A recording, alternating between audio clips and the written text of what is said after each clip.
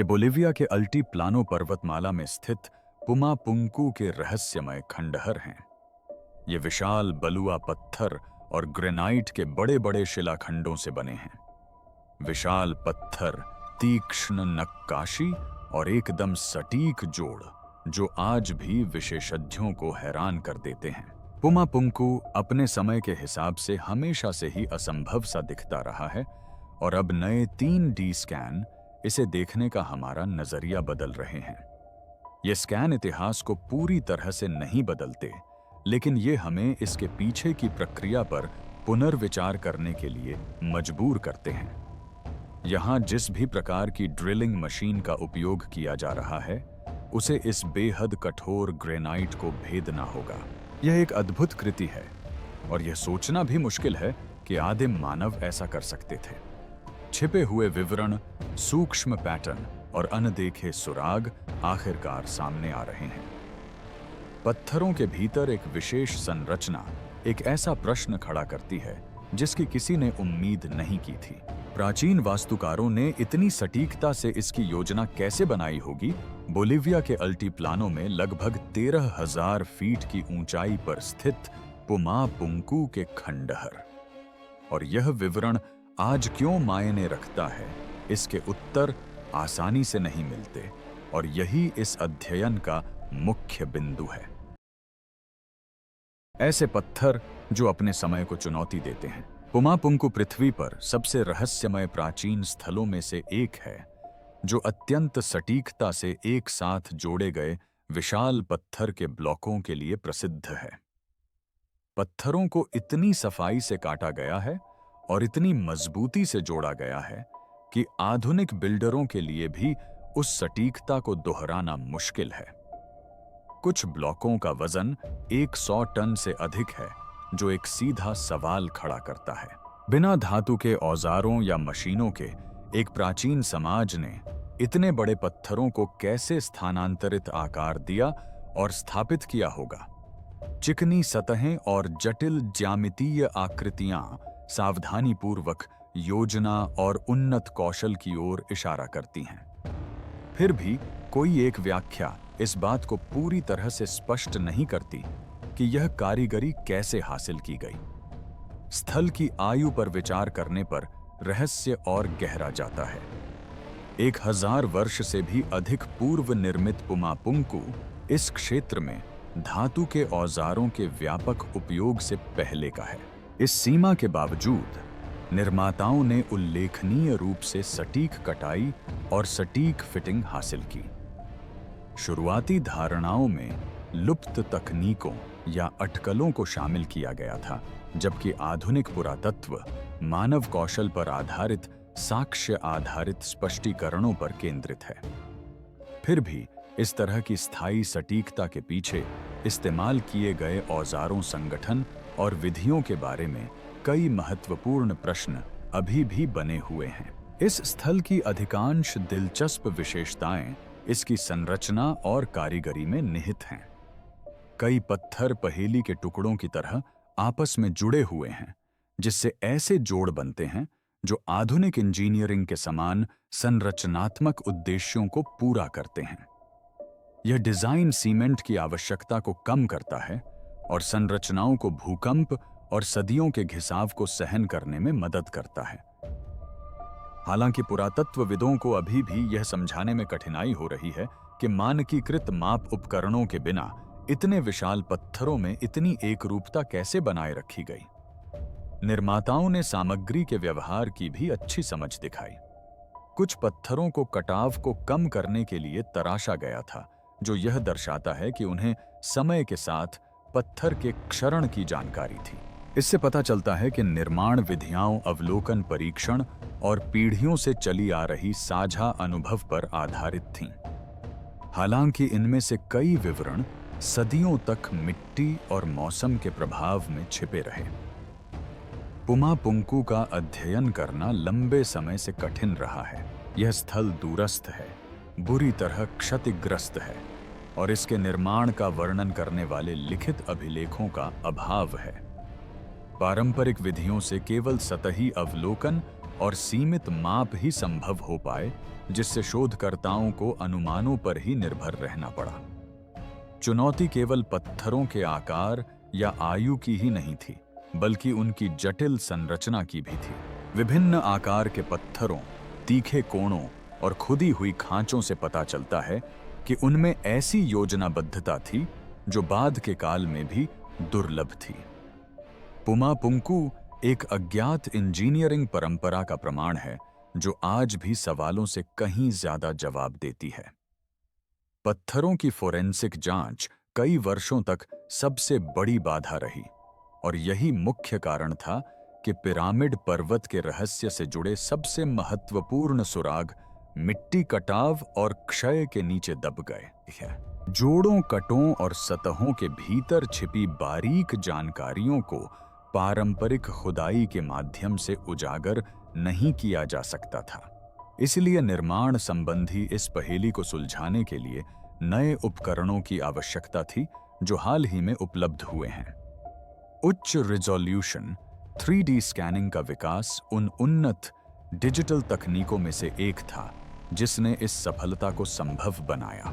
इन विधियों के प्रयोग से शोधकर्ताओं को पत्थरों को भौतिक रूप से छुए बिना ही उनकी प्रत्येक सतह कोण और जोड़ का सटीक विश्लेषण करने में सफलता मिली। भौतिक साक्ष्यों और कंप्यूटर मॉडलों के संयोजन से वैज्ञानिकों को यह समझने में मदद मिली कि पुमा पुंकु का निर्माण कैसे हुआ था। पहले अदृश्य रही विशेषताओं का पता चलना और उन्हें मापने की क्षमता प्राप्त होना लंबे समय से बंद पड़े रहस्यों को उजागर करने जैसा था।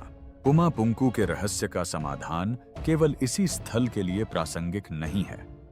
यह प्राचीन प्रौद्योगिकी योजना और उस समय मौजूद इंजीनियरिंग कौशल के स्तर की पूरी अवधारणा पर सवाल उठाता है। वैज्ञानिक निष्कर्ष बताते हैं कि प्रारंभिक सभ्यताएं आम धारणा से कहीं अधिक सक्षम हो सकती थीं। पुमा पुंकु के वास्तविक महत्व को समझने के लिए हमें पहले यह समझना होगा कि आधुनिक 3D स्कैनिंग तकनीक ने किस प्रकार उन रहस्यों को उजागर किया है जिन्हें समय और प्राकृतिक तत्वों ने सदियों से छिपा रखा था। आगे चलकर उन्नत 3D स्कैनिंग का क्रांतिकारी प्रभाव पुरातात्विक अनुसंधान में नए आयाम खोलता है, जिससे पुमा पुंकु जैसे प्राचीन स्थलों को देखने और समझने का हमारा तरीका बदल जाता है। उन्नत 3D स्कैनिंग। उच्च रिजोल्यूशन 3D स्कैनिंग ने पुरातात्विक अनुसंधान में क्रांति ला दी है, और पुमा पुंकु इसका सबसे महत्वपूर्ण उदाहरण है। पारंपरिक खुदाई के विपरीत 3D स्कैनिंग पत्थरों को छुए बिना सतह और संरचनात्मक विवरणों को कैप्चर करती है। इससे स्थल को संरक्षित रखते हुए नाजुक या दुर्गम क्षेत्रों का सुरक्षित रूप से अध्ययन करना संभव हो जाता है। परिणाम स्वरूप प्राप्त डिजिटल मॉडल आकार, बनावट और निर्माण संबंधी विशेषताओं का सटीक रिकॉर्ड प्रदान करते हैं, जिन्हें पहले पूरी तरह से दस्तावेजित करना असंभव था। पुमा पुंकु में स्कैनिंग तकनीक ने सदियों के क्षरण के नीचे छिपी बारीकियों को उजागर किया है। शोधकर्ता अब औजारों के निशान, सतह पर किए गए परिष्करण और निर्माताओं द्वारा किए गए सूक्ष्म समायोजन देख सकते हैं। प्रत्येक पत्थर के सूक्ष्म भूभाग का विश्लेषण करके वैज्ञानिक पॉलिश करने की विधियों, जोड़ों की सटीकता और पत्थरों को आपस में जोड़ने के तरीके का पता लगाते हैं। इस स्तर की बारीकी से की गई खोज शोध को अटकलों से हटाकर मापने योग्य इंजीनियरिंग विश्लेषण की ओर ले जाती है। आभासी अनुप्रस्थ काट और तुलनाएं ऐसे पैटर्न प्रकट करती हैं जो यह समझने में सहायक होते हैं कि स्थल की योजना कैसे बनाई गई थी और उसे कैसे संयोजित किया गया था। 3D स्कैनिंग का एक और प्रमुख लाभ इसकी गैर विनाशकारी प्रकृति है। पत्थरों को नुकसान पहुंचाए बिना डिजिटल डेटा को बार बार देखा जा सकता है।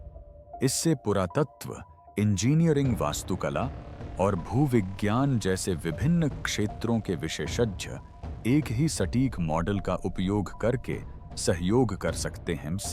ड्रोन आधारित स्कैनिंग ने कवरेज को और भी बढ़ा दिया है, जिससे ऊंचाई वाले और दुर्गम क्षेत्रों को भी कवर किया जा सकता है। आज के समय में साइट के रखरखाव की बात करते समय स्कैनिंग सबसे महत्वपूर्ण कारकों में से एक बन गई है। ऐसा इसलिए है क्योंकि डिजिटल मॉडल न केवल भावी पीढ़ियों को किसी विशेष समय पर साइट की स्थिति का अंदाजा देते हैं, बल्कि एक संदर्भ बिंदु भी स्थापित करते हैं, जिसके माध्यम से धीरे धीरे होने वाली गिरावट, मौसम से होने वाले नुकसान और संरचना में होने वाले परिवर्तनों की निगरानी की जा सकती है। इस प्रकार प्राकृतिक आपदाओं से पुमा पुंकु स्थल को खतरा होने के कारण डिजिटल संरक्षण एक अनिवार्य साधन बन गया है। इसके अलावा डेटा की उच्च सटीकता से निष्कर्ष सार्वजनिक रूप से साझा किए जा सकते हैं, जिससे वैश्विक विद्वानों और शोधकर्ताओं को इस स्थान तक पहुंच प्राप्त होती है। इससे स्थल के प्रसार और संरक्षण में मदद मिलती है और एक पारदर्शी साक्ष्य आधारित अध्ययन के माध्यम से इसे संरक्षित किया जा सकता है, न कि पौराणिक कथाओं के आधार पर। परिणामों से पता चलता है कि पुमा पुंकु के निर्माता अपने कार्यों के प्रति सचेत थे और इसलिए उन्होंने एक व्यवस्थित दृष्टिकोण अपनाया और पूरे स्थल पर एक ही तकनीक का प्रयोग किया। 3D स्कैनिंग से जोड़ों पर उचित दूरी, सतहों की चिकनाई और सही कोण जैसी कुछ चीजों की मौजूदगी का पता चलता है, जो दूरदर्शिता और साझा तकनीकी विशेषज्ञता को दर्शाती हैं। इस विशाल परियोजना के वास्तुकारों के पास मानक निर्माण प्रणाली को आगे बढ़ाने के लिए आवश्यक उपकरण और ज्ञान मौजूद था, जिसे साधारण या घटिया गुणवत्ता वाली सामग्रियों के उपयोग से पहचाना जाता है। 3D डेटा इस बात की पुष्टि करता है कि टीम ने पत्थर के विशाल ब्लॉकों को इमारत के केंद्र तक अत्यंत सटीकता से स्थापित किया, जिससे भूकंपीय क्षेत्र में भी इन्हें बाकी जमीन के साथ हिलाना मुश्किल हो गया। वर्चुअल मॉडल यह भी दर्शाते हैं कि पत्थर की संरचना और द्रव्यमान ने बिना मोर्टार के उपयोग के दबाव को समान रूप से वितरित करने में कैसे सहयोग किया। इनमें से कई अवधारणाएं पहले भी प्रस्तुत की जा चुकी थीं। हालांकि स्कैनिंग की प्रक्रिया ने अंततः इस मुद्दे को स्पष्ट किया और पहली और निर्विवाद स्वीकृति प्रदान की। अधिक स्पष्ट रूप से कहें तो स्कैनिंग से इमारत की संरचना के अलावा उसके अंतर्निहित और कार्यात्मक डिजाइन की भी जानकारी मिलती है। इमारत के डिजिटल पुनर्निर्माण से शोधकर्ताओं को प्रकाश, छाया और गति की वास्तु डिजाइन के साथ परस्पर क्रिया का अनुकरण करने का अवसर मिलता है, जिससे क्षेत्र के संभावित धार्मिक या सामाजिक उपयोगों का सुराग मिलता है। यद्यपि ये निष्कर्ष कुछ ऐतिहासिक प्रश्नों का उत्तर देते हैं, वहीं कुछ नए प्रश्न भी उठाते हैं, विशेष रूप से पत्थर के चयन और आकार देने के संबंध में, जिससे हमें पुमा पुंकु के निर्माण में निहित भूवैज्ञानिक श्रेष्ठता का प्रत्यक्ष पता चलता है। पुमा पुंकु के पत्थरों की कहानी केवल आकार और सटीकता के बारे में ही नहीं है, बल्कि लोगों और उन कच्चे माल के बीच के घनिष्ठ संबंध के बारे में भी है, जिन्हें उन्होंने समय की कसौटी पर खरा उतरने के लिए आकार दिया। प्राचीन निर्माताओं की भूविज्ञान संबंधी महारत। पुमा पुंकु के निर्माण को समझने के लिए निर्माताओं के स्थानीय भूविज्ञान के गहन ज्ञान को पहचानना आवश्यक है। उन्होंने पत्थरों का उपयोग बेतरतीब ढंग से नहीं किया था।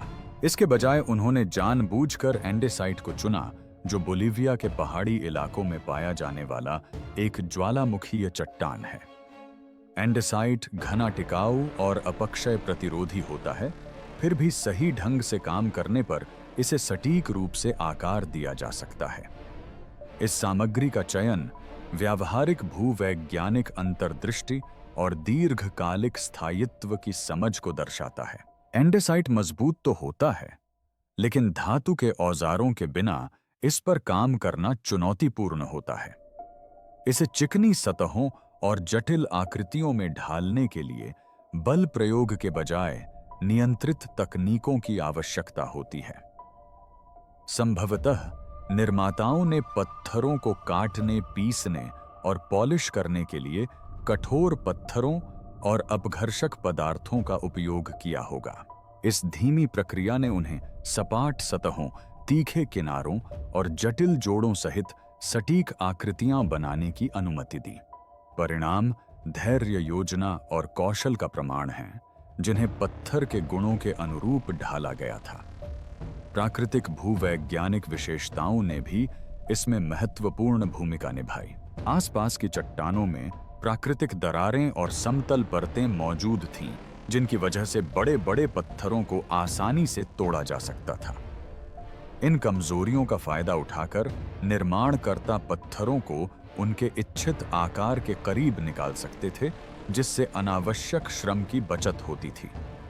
यह तरीका दर्शाता है कि वे समझते थे कि तनाव में पत्थर कैसे व्यवहार करते हैं, और उन्होंने प्रकृति का लाभ उठाया, न कि उसके विरुद्ध काम किया। भूवैज्ञानिक जागरूकता का विस्तार केवल पत्थर की खुदाई तक ही सीमित नहीं था, बल्कि परिवहन और स्थापना तक भी था। ऊबड़ खाबड़ भूभाग पर विशाल पत्थरों को स्थानांतरित करने के लिए भूभाग के आधार पर सावधानी पूर्वक मार्ग योजना की आवश्यकता थी।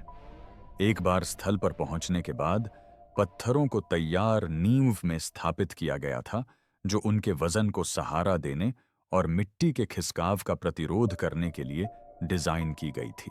भूकंपीय गतिविधि से ग्रस्त इस क्षेत्र में भूगर्भीय और संरचनात्मक ज्ञान का यह संयोजन दीर्घकालिक स्थिरता के लिए आवश्यक था। निर्माणकर्ताओं ने पर्यावरणीय परिस्थितियों को नियंत्रित करने के लिए पत्थर का भी उपयोग किया। मोटी दीवारें और कसकर फिट किए गए ब्लॉक कठोर एंडियन जलवायु में तापमान को नियंत्रित करने में सहायक थे। पत्थर के परावर्तक गुणों और खुले स्थानों की दिशा ने सूर्य के प्रकाश और वायु प्रवाह को प्रभावित किया। इन डिजाइन विकल्पों से पता चलता है कि निर्माण में स्थायित्व, आराम और कार्यक्षमता के बीच संतुलन बनाए रखा गया था। आधुनिक अध्ययनों ने पुमापुंकु से जुड़े पत्थर की खदान स्थलों की पहचान की है, जिनमें पत्थर काटने के एक समान निशान और अधूरे ब्लॉक पाए गए हैं, जो उस स्थल पर मौजूद ब्लॉकों से मेल खाते हैं नहीं थे। यह साक्ष्य संगठित निष्कर्षण और सुनियोजित परिवहन की ओर इशारा करता है, न कि अनायास संग्रहण की ओर। पत्थरों के स्रोतों का पता लगाने से सावधानी पूर्वक व्यवस्था और कुशल कार्य बल की पुष्टि होती है। पुमापुंकु में भूविज्ञान का उपयोग अन्य प्राचीन महापाषाण स्थलों के समान है, जहां निर्माणकर्ताओं ने स्थानीय सामग्रियों के अनुसार तकनीकों को अपनाया था।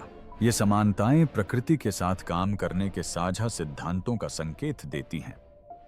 पुमापुंकु में भूवैज्ञानिक ज्ञान वास्तुकला का केंद्र था, जिसने इस स्थल की उल्लेखनीय सटीकता और स्थायित्व की नींव रखी। पुमापुंकु के पत्थर न केवल अपनी प्राकृतिक उत्पत्ति की कहानी कहते हैं, बल्कि उन मानवीय हाथों की भी कहानी कहते हैं, जिन्होंने असीमाओं असाधारण सूझबूझ से इन्हें आकार दिया। पत्थर काटने की नवोन्मेषी तकनीक पुमापुंकु की सबसे खास विशेषताओं में से एक है पत्थरों को आकार देने में दिखाई गई असाधारण सटीकता। ये ब्लॉक केवल बड़े और भारी ही नहीं हैं, इनमें से कई को जटिल ज्यामितियों में तराशा गया है, जिनमें एकदम सीधी किनारी चिकनी सतहें और जटिल अंतर संबंधी जोड़ हैं। धातु के औजारों के बिना इतनी सटीकता प्राप्त करना उस समय उपलब्ध तकनीकों के बारे में हमारी धारणाओं को चुनौती देता है। पुरातत्वविदों का मानना है कि निर्माताओं ने कठोर पत्थरों, रेत जैसे अपघर्षक पदार्थों और समय लेने वाले श्रम का संयोजन करके एंडेसाइट ब्लॉकों को सावधानी पूर्वक तराशा और पॉलिश किया था। पत्थरों की सूक्ष्मदर्शी जांच से औजारों के एक जैसे निशान मिलते हैं, जो एक सुनियोजित और व्यवस्थित नक्काशी प्रक्रिया का संकेत देते हैं। कारीगरों ने संभवतः कठोर चट्टान से बने हथौड़ों का उपयोग सतहों को खुरचने के लिए किया होगा और फिर किनारों को चिकना और पॉलिश करने के लिए पानी में मिश्रित रेत से घिसाई की होगी। इस 2 चरणीय तकनीक से खुरदरा आकार देने और परिष्कृत फिनिशिंग दोनों संभव हो पाती थीं। धातु की अनुपस्थिति के बावजूद इतनी बारीक कारीगरी इस पूर्व धारणा को गलत साबित करती है कि इस स्तर की शिल्पकारी के लिए धातु आवश्यक थी। इसके अतिरिक्त कई पत्थर के ब्लॉकों में सटीक समकोण और ठीक 45 डिग्री पर कटे हुए कोण हैं, साथ ही पत्थर में तराशे गए बिल्कुल गोल छेद और खांचे भी हैं। इन आकृतियों को एक समान रूप से बनाने के लिए विशेष औजारों और तकनीकों की आवश्यकता होती थी। शोधकर्ताओं ने यह प्रस्ताव दिया है कि छेद करने के लिए ड्रिल जैसे उपकरणों का उपयोग किया गया होगा, संभवतः लकड़ी या पत्थर के हाथ से चलने वाले ड्रिल, जिनमें अपघर्षक घोल का प्रयोग किया गया हो। इन छेदों की एक समान गहराई और व्यास न केवल कुशल कारीगरी को दर्शाते हैं, बल्कि ज्यामिति की स्पष्ट समझ को भी प्रकट करते हैं। पत्थर काटने का यह स्तर तात्कालिकता से कहीं अधिक सुनियोजित योजना को दर्शाता है। ऐसा प्रतीत होता है कि निर्माणकर्ताओं ने विस्तृत डिजाइनों या टेम्पलेट्स के आधार पर काम किया था, जिससे यह सुनिश्चित हो सके कि प्रत्येक पत्थर अपने पड़ोसी पत्थर के साथ पूरी तरह से फिट हो जाए। टंग एंड ग्रूव और डोवेटेल जैसे एक समान जोड़ यह संकेत देते हैं कि ये संरचनात्मक विकल्प पत्थरों को मजबूती से अपनी जगह पर टिकाए रखने के लिए बनाए गए थे। इस सटीकता ने समय के साथ होने वाले विस्थापन को रोका, जिससे यह स्पष्ट होता है कि सदियों तक खुले में रहने के बावजूद यह स्थल आश्चर्यजनक रूप से अक्षुण्ण क्यों बना हुआ है। यह अत्यंत रोचक है कि निर्माताओं ने पत्थर तराशने की प्रक्रिया के दौरान प्राकृतिक पत्थर की विशेषताओं का लाभ उठाने में कोई संकोच नहीं किया। योजना यह थी कि एंडेसाइट में मौजूद दरारों और प्राकृतिक विखंडनों का उपयोग तराशने के लिए किया जाए, जिससे बड़े पत्थर के शिलाखंडों को अलग करना आसान हो जाए। यह स्पष्ट रूप से दर्शाता है कि मूर्तिकारों को नक्काशी प्रक्रिया के दौरान भूवैज्ञानिक ज्ञान का कितना ज्ञान था। जब कच्चे माल के इस ज्ञान को सबसे श्रमसाध्य तकनीक के साथ मिलाया जाता है, तो पुमा पुंकु के पत्थर न केवल इंजीनियरिंग के चमत्कार बन जाते हैं, बल्कि कला की उत्कृष्ट कृतियां भी। इन पत्थरों का निर्माण आसान काम नहीं था, बल्कि इसके लिए कुशल कारीगरों के बीच प्रसारित विशेष ज्ञान की आवश्यकता थी।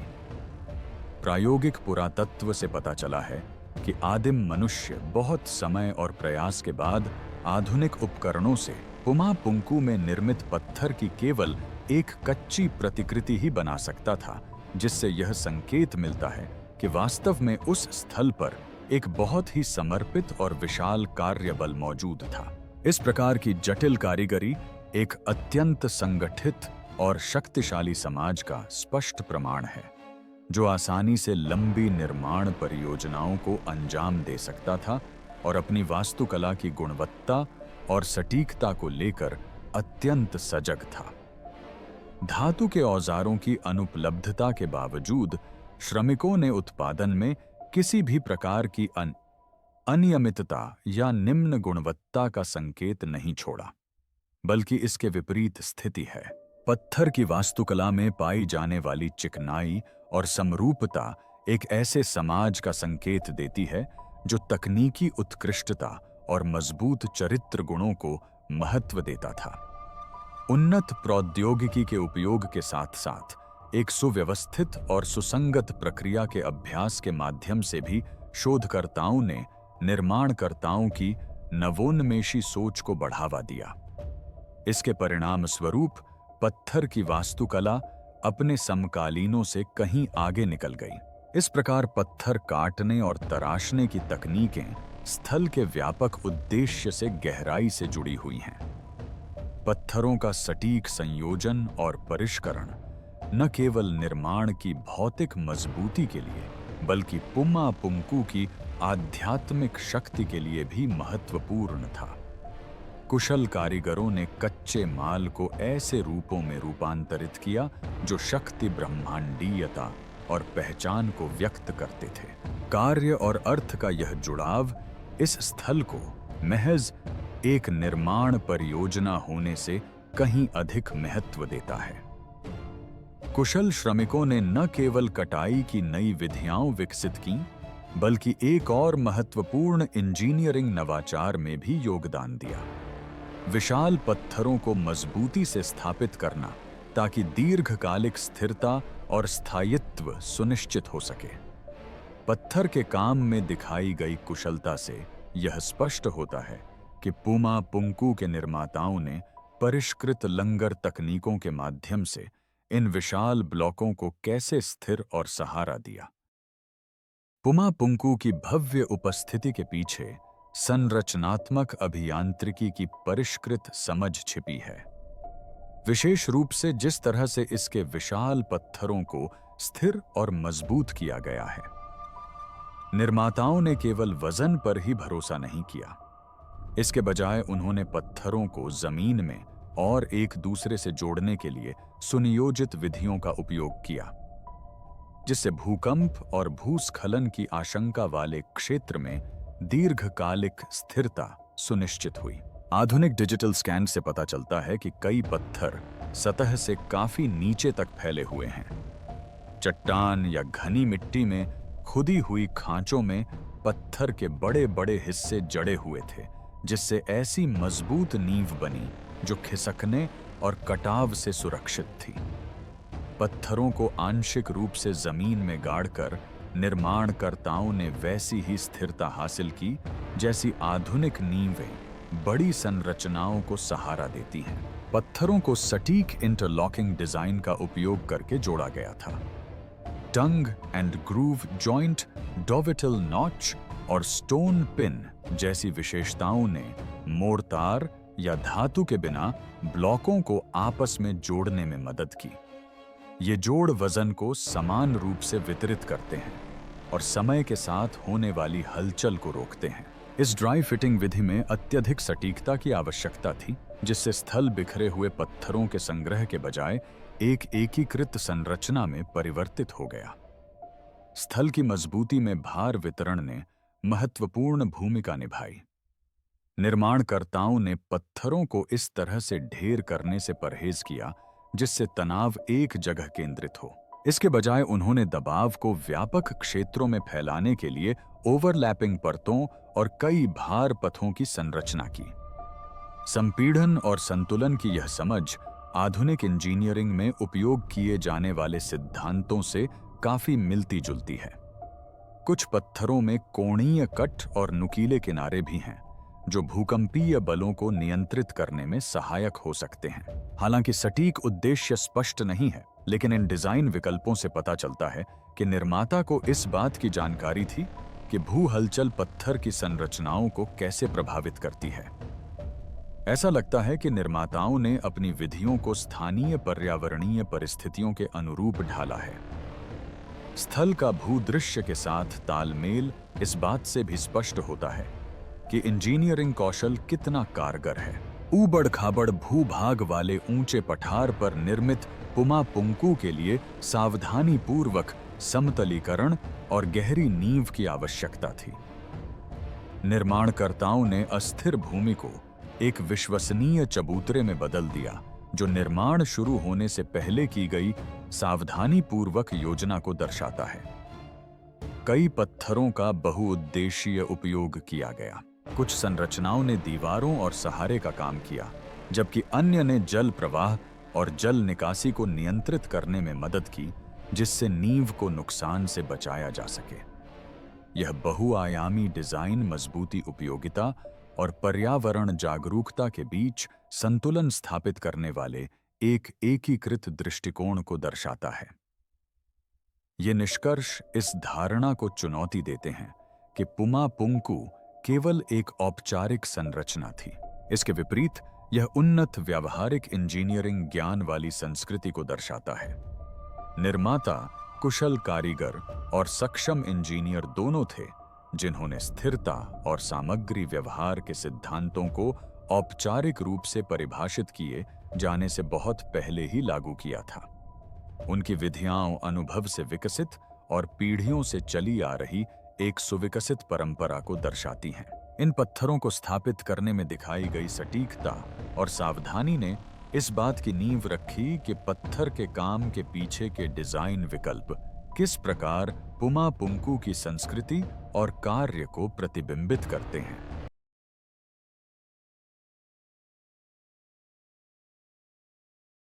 पत्थर के काम के पीछे कार्यात्मक डिजाइन पुमा पुंकू का पत्थर का काम केवल मजबूती और सटीकता से कहीं अधिक दर्शाता है। यह प्रतीकात्मक अर्थ के साथ मिश्रित सावधानी पूर्वक कार्यात्मक डिजाइन को प्रकट करता है। पत्थरों की व्यवस्था, आकार और संरेखण से पता चलता है कि ये स्थान व्यावहारिक उपयोग और धार्मिक अनुष्ठानों दोनों के लिए योजनाबद्ध थे। कुछ ब्लॉक चबूतरे या बंद क्षेत्र बनाते हैं, जबकि अन्य में जल प्रवाह को नियंत्रित करने के लिए चैनल और गड्ढे बने हुए हैं, जो पर्यावरणीय आवश्यकताओं के प्रति जागरूकता दर्शाते हैं। शोधकर्ताओं ने प्रमुख दिशाओं और संभावित खगोलीय घटनाओं के साथ संरेखण पर भी ध्यान दिया है। ये विशेषताएं मौसमी चक्रों या अनुष्ठानिक कैलेंडरों से जुड़े एक ब्रह्मांडीय उद्देश्य का संकेत देती हैं। ऐसी योजना के लिए सटीक गणनाओं की आवश्यकता होती, जो यह दर्शाती हैं कि इस स्थल को दैनिक जीवन को आकाश से जोड़ने वाले एक पवित्र भूदृश्य के रूप में डिजाइन किया गया था। स्थल पर आवागमन सुनियोजित प्रतीत होता है। संकरी गलियां, तीखे मोड़ और खुले चौक लोगों के प्रवेश करने, इकट्ठा होने या अनुष्ठान करने के तरीके को निर्देशित करते प्रतीत होते हैं। यह लेआउट सामाजिक संगठन का संकेत देता है, जिसमें सामुदायिक स्थानों और विशेष समारोहों या समूहों के लिए आरक्षित क्षेत्रों के बीच संतुलन बना हुआ है। यहाँ की वास्तुकला ने न केवल आश्रय बल्कि व्यवहार को भी आकार दिया। पत्थर की कारीगरी में व्यावहारिक इंजीनियरिंग की झलक साफ दिखाई देती है। नक्काशीदार नालियों से संभवतः बारिश का पानी मोड़ा जाता था, जिससे नींव को नुकसान से बचाया जा सके।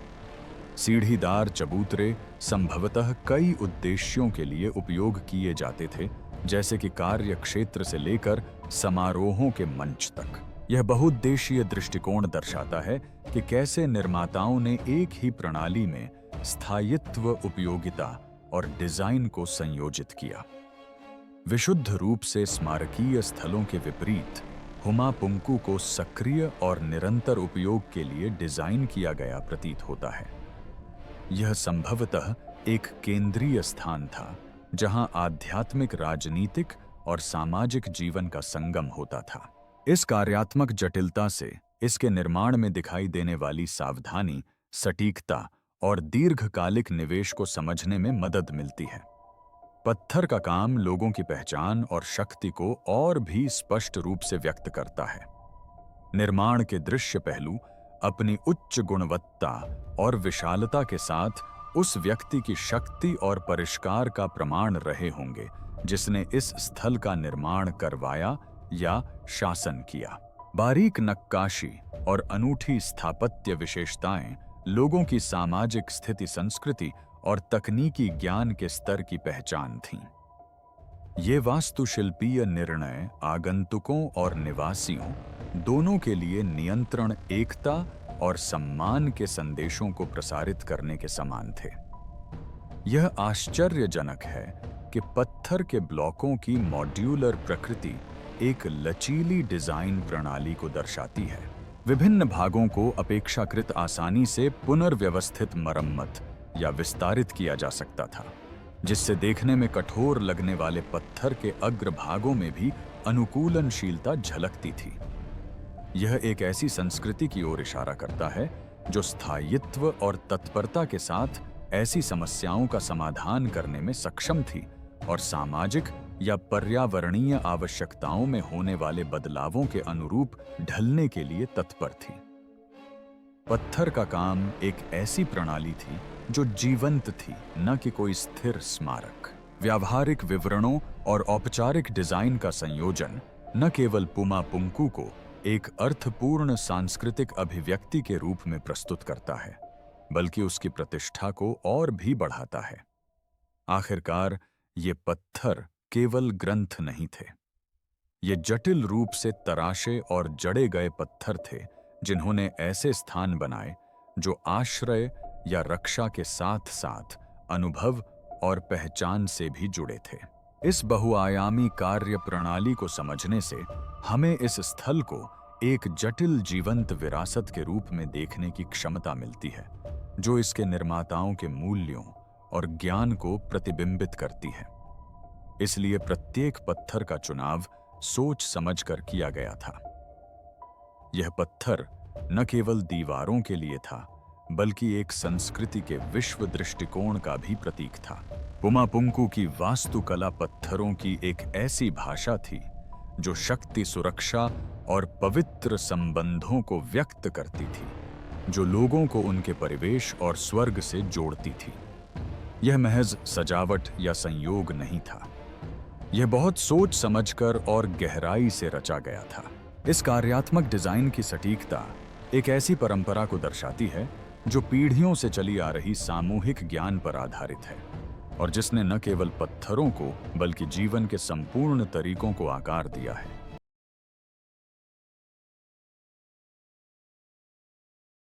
सांस्कृतिक ज्ञान का संप्रेषण। पुमा पुंकु की पत्थर की कारीगरी में पाई जाने वाली एकरूपता और परिष्कार से यह स्पष्ट होता है कि यह किसी एक निर्माता या अलग-थलग प्रयोग का परिणाम नहीं था। इसके विपरीत विधियां और डिजाइन एक गहरी सांस्कृतिक परंपरा को दर्शाते हैं, जो संभवतः शिल्पकारों और वास्तुकारों की पीढ़ियों से चली आ रही है। इस निरंतरता ने सुनिश्चित किया कि प्रत्येक पत्थर जोड़ और नाली स्थापित मानकों का पालन करें, साथ ही क्रमिक परिष्करण और नवाचार की गुंजाइश भी बनी रहे। यह स्थल उस ज्ञान की वंशावली का प्रतीक है जिसे गुरु से शिष्य तक सावधानीपूर्वक संरक्षित और हस्तांतरित किया गया है। यह ज्ञान का प्रसार संभवतः तकनीकी विशेषज्ञता को संरक्षित करने के लिए समर्पित सामाजिक संरचनाओं द्वारा नियंत्रित था। कुशल कारीगरों ने सटीक माप विधियों, पत्थर उत्खनन तकनीकों और अनुष्ठान संबंधी आवश्यकताओं को सिखाने के लिए जिम्मेदार विशेष संघ या शिल्पकार समूह बनाए होंगे। उनका ज्ञान बुनियादी निर्माण से कहीं अधिक विस्तृत था। पुमा पुंकु की कलाकृति में भूविज्ञान, जल विज्ञान, खगोल विज्ञान और प्रतीकवाद की गहरी समझ समाहित है। यह विशेषज्ञता एक ऐसे समाज को दर्शाती है जहां शिल्प कौशल को महत्व दिया जाता था और उसे संस्थागत रूप दिया गया था।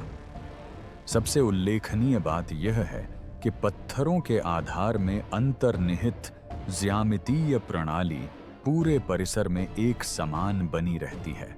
माप मानकीकृत प्रतीत होते हैं, जिनमें दोहराए जाने वाले मॉड्यूल और अनुपात एक साझा गणितीय ढांचे का संकेत देते हैं। यह एक रूपता एक निर्माण भाषा नियमों या खाकों के एक समूह के अस्तित्व को दर्शाती है, जिसे मौखिक रूप से, दृश्य रूप से या अभ्यास के माध्यम से संप्रेषित किया जाता है।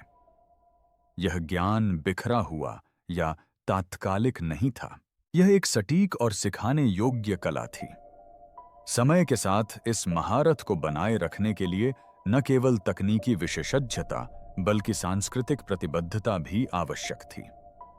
पुमा पुंकु के डिजाइन की मूल भावना को बनाए रखने का अर्थ था उस स्थल के अर्थ और कार्य से जुड़े सामाजिक मूल्यों को सुदृढ़ करना।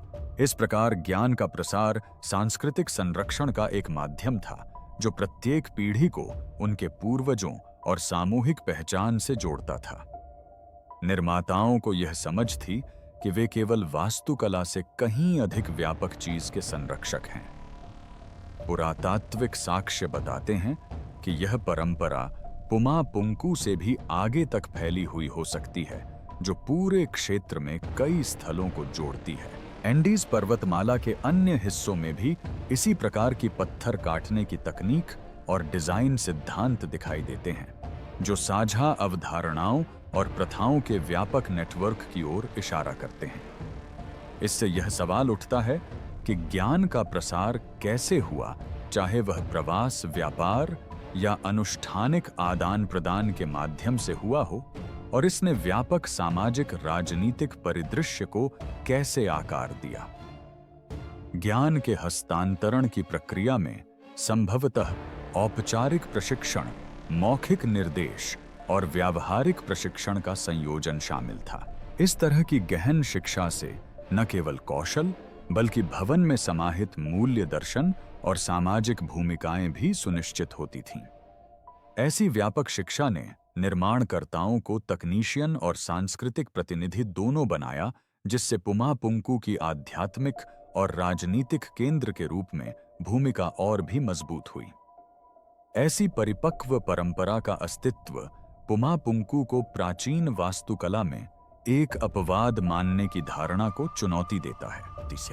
इसके विपरीत यह स्थल को वैश्विक प्रतिरूपों के साथ जोड़ता है, जहां भव्य शिल्प कौशल स्थायी सांस्कृतिक ढांचों से उत्पन्न होता है। यह निरंतरता जटिलता के पीछे छिपी उल्लेखनीय सटीकता और सामुदायिक प्रयास की व्याख्या करती है, और लुप्त या पराई तकनीकों की परिकल्पना पर आधारित सिद्धांतों को चुनौती देती है। फिर भी ज्ञान का यह परिष्कृत संचरण एक रहस्य को भी उजागर करता है। यह परंपरा लुप्त क्यों हो गई? पुमा पुंकू का अचानक पतन और उसका परित्याग सांस्कृतिक प्राथमिकताओं में बदलाव या बाहरी दबावों से जुड़े कई अनुत्तरित प्रश्न छोड़ जाते हैं।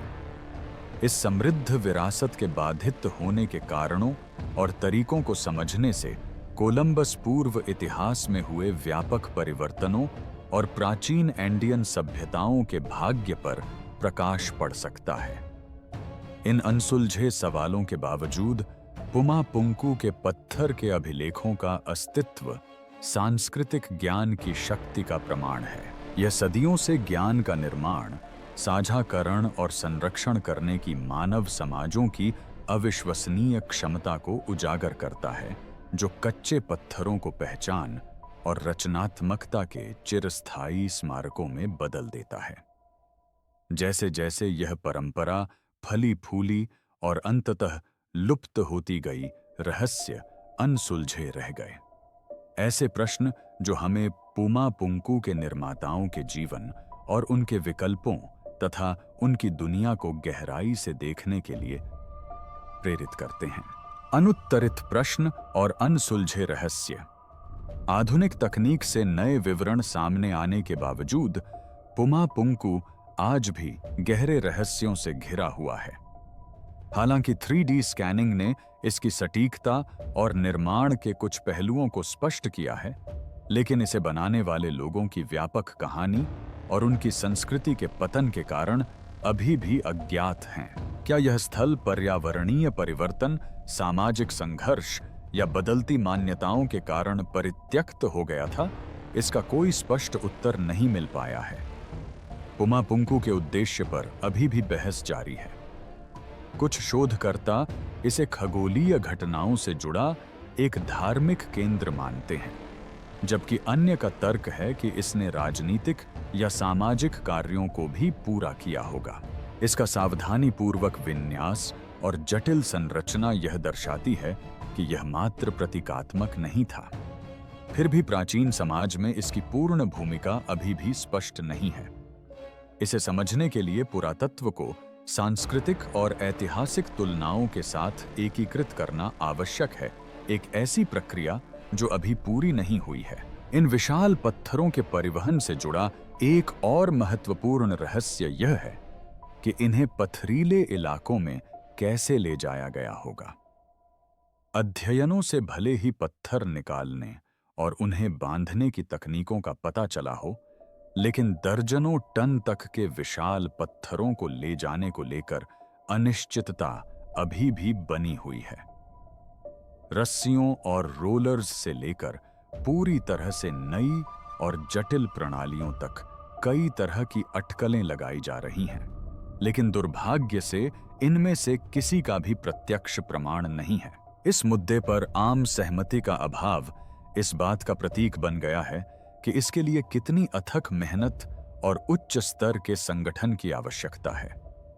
पुमा पुंकु के निर्माण से जुड़े ज्ञान का लुप्त होना भी उतना ही दिलचस्प रहस्य है। हालांकि यह स्थल उल्लेखनीय शिल्प कौशल और सावधानी पूर्वक योजना का प्रमाण है, लेकिन जिस परंपरा ने इसे जन्म दिया वह धीरे धीरे निश्चित रूप से लुप्त हो गई।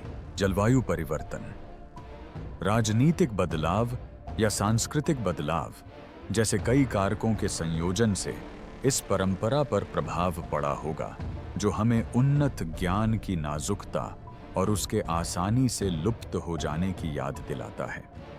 पुमा पुंकु समकालीन समझ की सीमाओं की भी याद दिलाता है।